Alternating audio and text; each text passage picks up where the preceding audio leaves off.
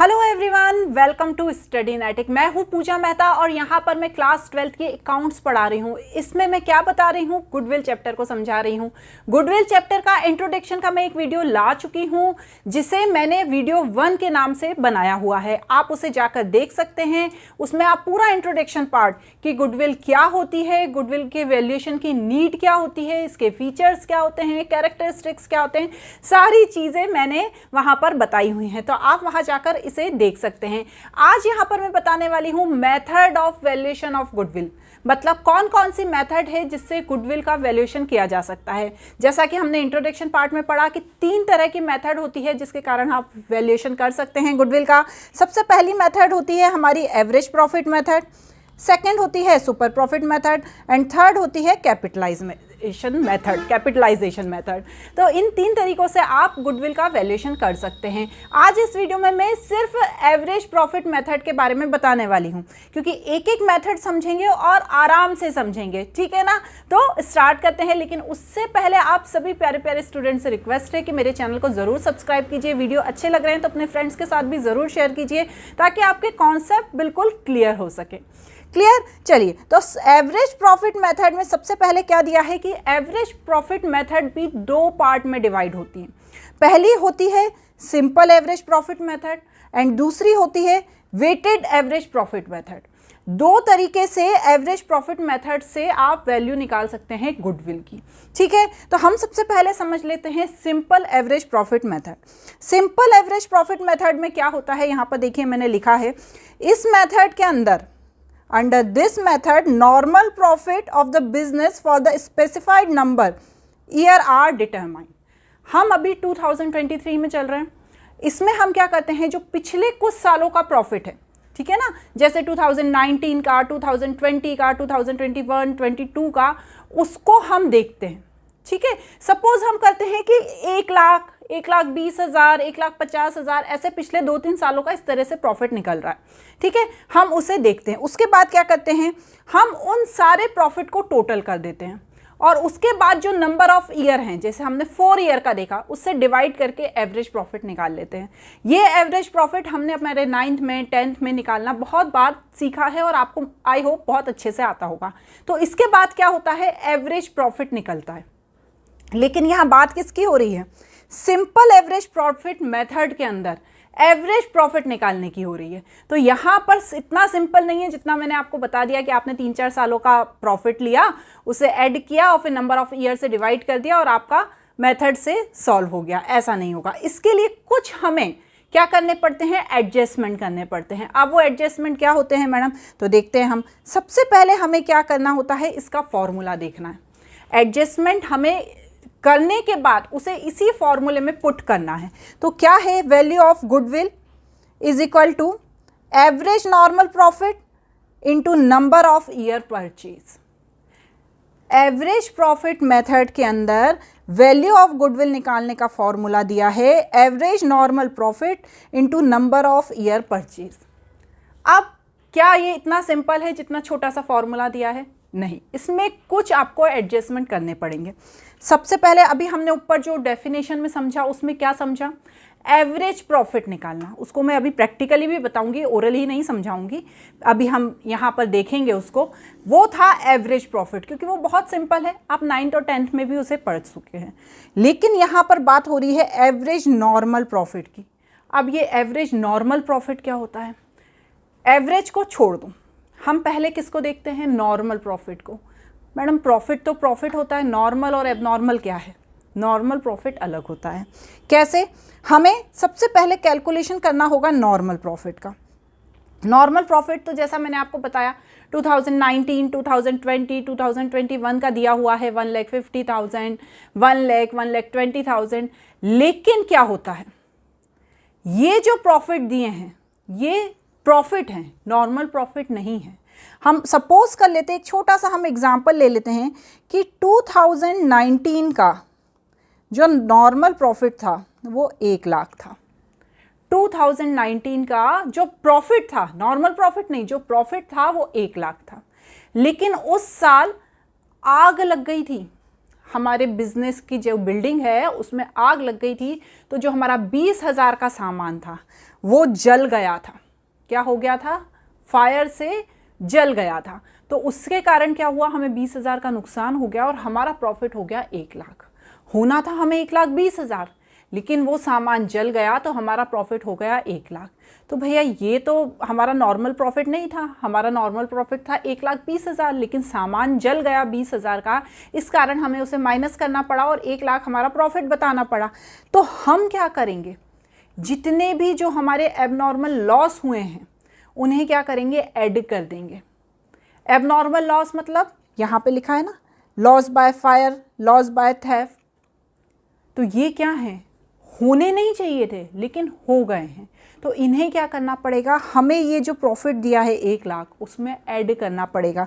तो यहाँ पर ये दिया है नॉर्मल प्रॉफिट कैलकुलेट करने के लिए हमें ये चीज़ें ऐड करनी है। पहली कौन सी, लॉस बाय फायर या लॉस बाय थेफ्ट। तो इसमें क्या है, यदि चोरी हो गई थी और हमारा नुकसान हो गया था, जिसके कारण हमें नुकसान के कारण थोड़ा कम प्रॉफिट हुआ, तो जितना नुकसान हुआ था उसे हमें ऐड करना पड़ेगा।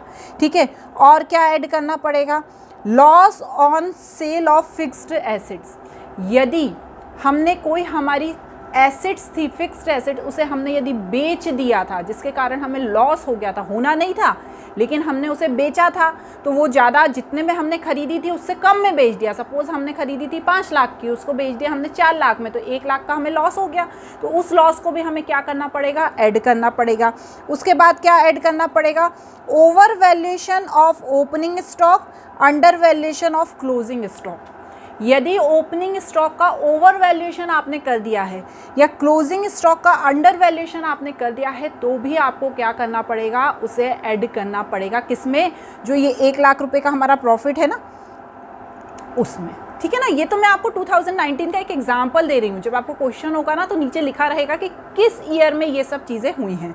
नेक्स्ट क्या दिया हुआ है, नेक्स्ट दिया है नॉन रिकरिंग एक्सपेंसेस। ऐसे एक्सपेंसेस जो फ्यूचर में नहीं होंगे, सिर्फ एक बार हो गए।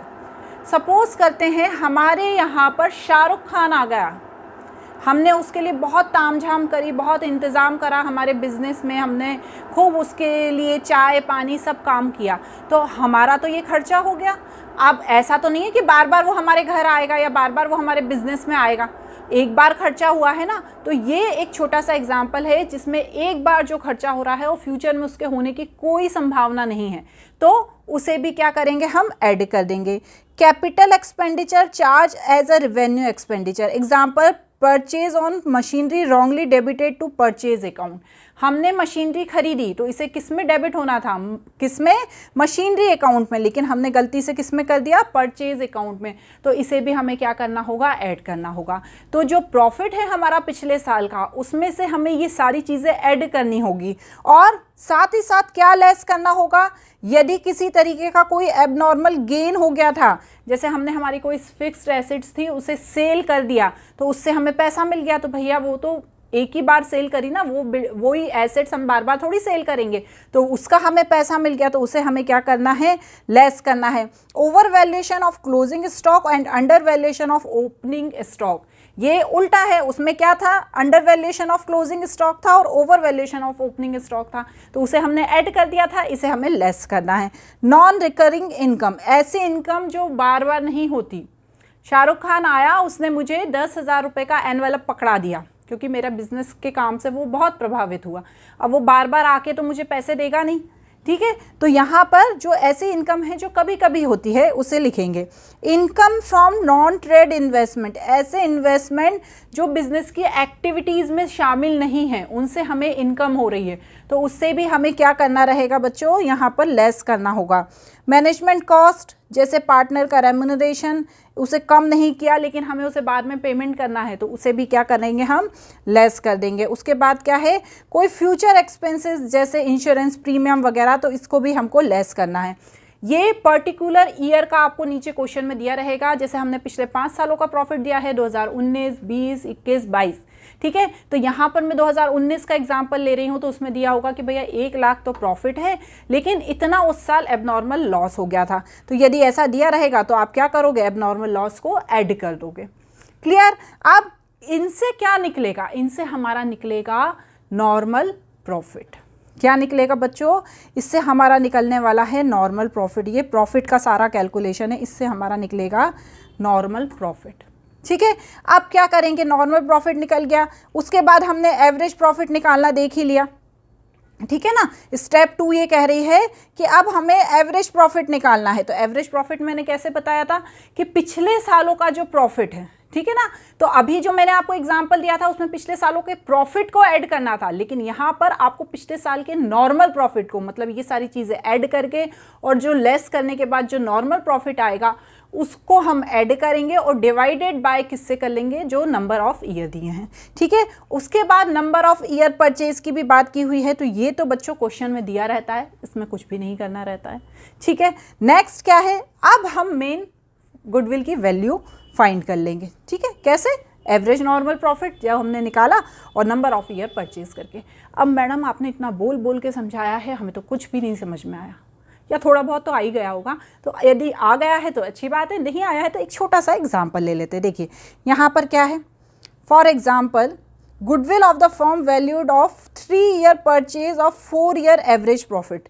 क्या दिया है? 3 ईयर परचेज। ध्यान रखिएगा, ये नंबर ऑफ ईयर दिए हैं।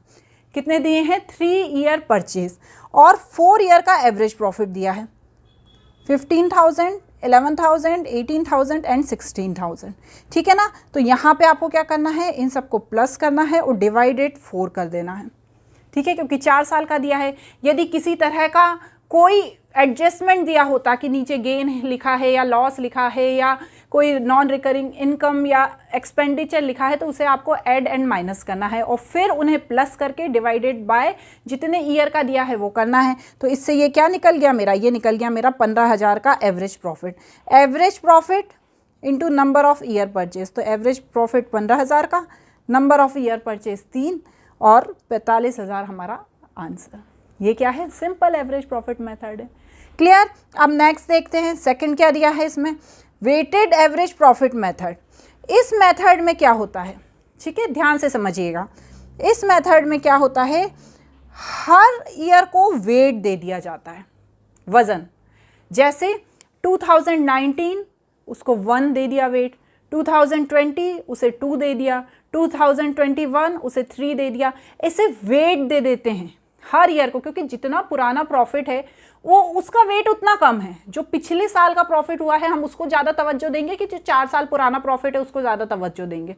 पिछले साल वाले को ही ज़्यादा वेट देंगे ना। तो जो 2019 का है उसे मैं 1 दे दूंगी, फिर उसके बाद 2, फिर उसके बाद 3, 4, जितने भी ईयर का है इस तरह से दे देंगे। फिर क्या करेंगे? हम मल्टीप्लाई करेंगे प्रॉफिट का और वेट का।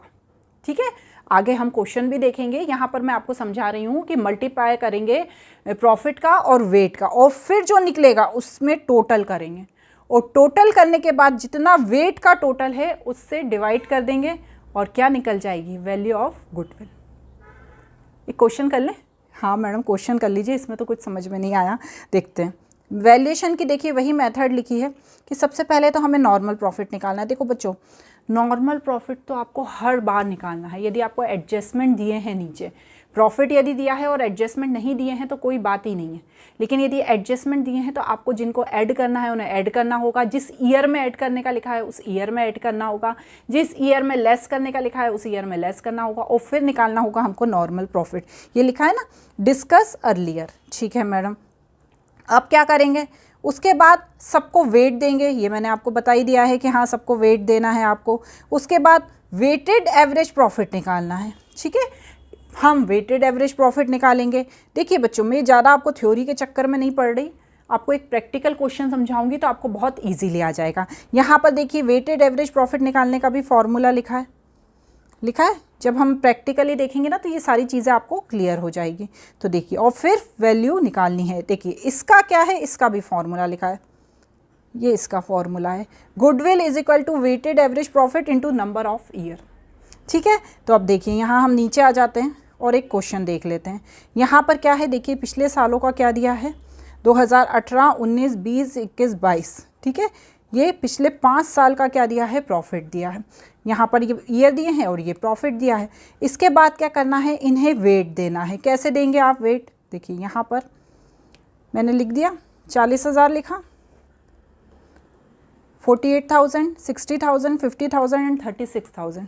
अब इन्हें वेट दे दिया, 1 2 3 4 5 वेट दे दिया।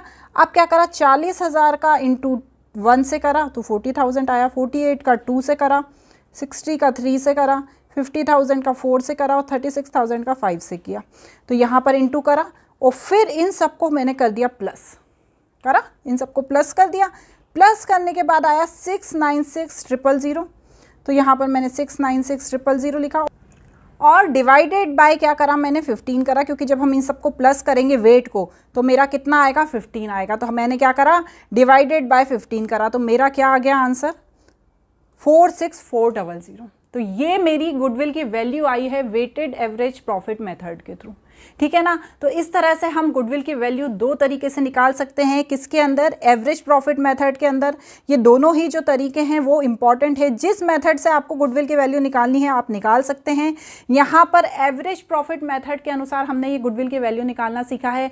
हमारा जो अगला वीडियो होगा उसमें हम सुपर प्रॉफिट मेथड का यूज़ करने वाले हैं। सुपर प्रॉफिट मेथड से आप गुडविल की वैल्यू निकालना सीखेंगे, जिसको आप समझेंगे आराम से। चलिए आज के वीडियो में इतना ही। वीडियो अच्छा लगे है तो प्लीज़ शेयर एंड सब्सक्राइब ज़रूर कीजिएगा। Thank you.